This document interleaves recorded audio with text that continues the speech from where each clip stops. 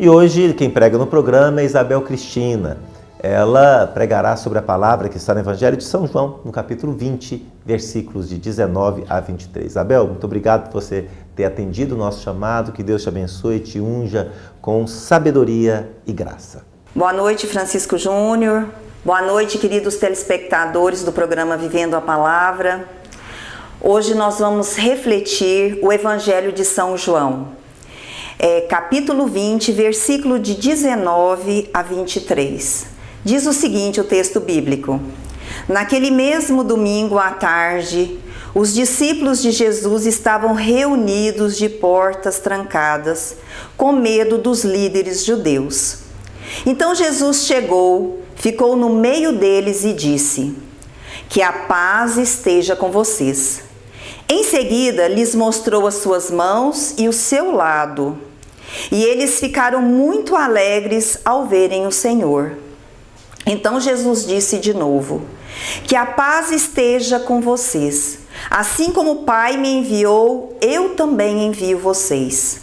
Depois soprou sobre eles e disse: Recebam o Espírito Santo. Se vocês perdoarem os pecados de alguém, esses pecados serão perdoados.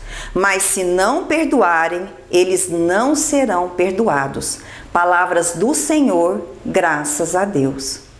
Gostaria de destacar nesse texto, que é muito rico, dois temas. Primeiro tema é a questão do medo. No início da palavra diz o seguinte, que os discípulos estavam às portas trancadas com medo dos líderes judeus. O medo, meu caro irmão, minha cara irmã, o medo extingue o Espírito Santo. O medo retira a ação do Espírito em nós. E quando o Espírito não pode agir em nós, quem age em nós é a nossa própria carne. E São Paulo nos explica o que a natureza humana produz. Eu até gostaria de meditar com você. Está na carta aos Gálatas, no capítulo 5, versículo 19. Ele diz o seguinte: Pois as coisas que a natureza humana produz são bem conhecidas.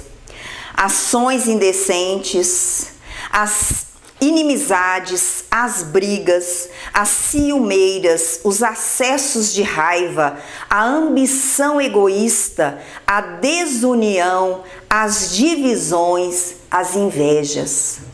Aquilo que a nossa natureza humana produz são esses frutos.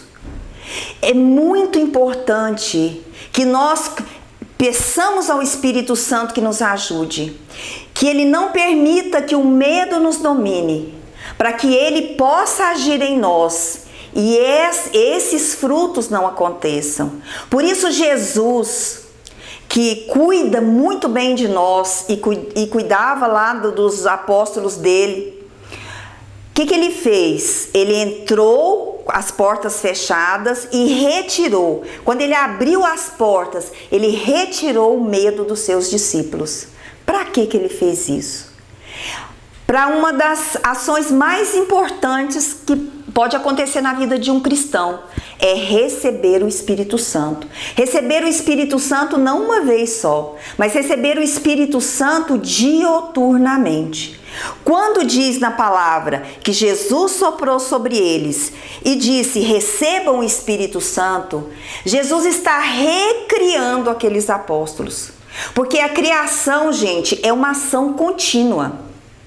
Lá no Gênesis diz que Deus fez a criação e no sexto dia ele descansou. Ele descansou, mas ele não aposentou. E nós não podemos nos aposentar também como cristãos. Nós não podemos nos acomodar.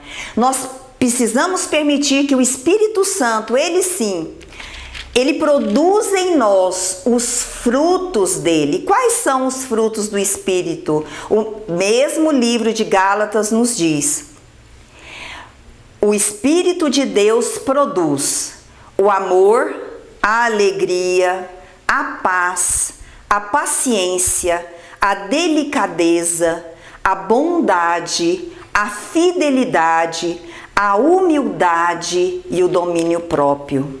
Por isso São Paulo diz: deixem que o Espírito de Deus dirija a vida de vocês. Então, nesse momento, meu caro irmão, minha cara irmã, quero pedir em nome de Jesus ao Pai que Ele derrame o Espírito Santo dele sobre nós, que Ele nos encha com o Espírito dele e nós possamos produzir não os frutos da nossa natureza humana, mas os frutos do Espírito Santo. E produzindo esses frutos, nós possamos engrandecer a Deus, possamos agradar a Deus, porque essa é a missão mais importante das nossas vidas: fazer a vontade de Deus, que assim seja. Essa experiência de Jesus de soprar sobre os seus discípulos e eles receberem o Espírito Santo, inclusive tem uma palavra grega que eu gosto muito, que é o ruá de Deus, que é o sopro de Deus sobre nós. É bom a gente imaginar o que significa isso. Um sopro de Deus, a vida que Deus sopra sobre nós, o ânimo que Deus sopra sobre nós. Inclusive, ânimo também vem de uma outra palavra grega, que é o ânimos, que é toda essa experiência que nós temos mística na nossa vida. É Deus se manifestando em nós e através de nós. Que possamos tomar posse de toda essa verdade, de toda essa experiência com Deus.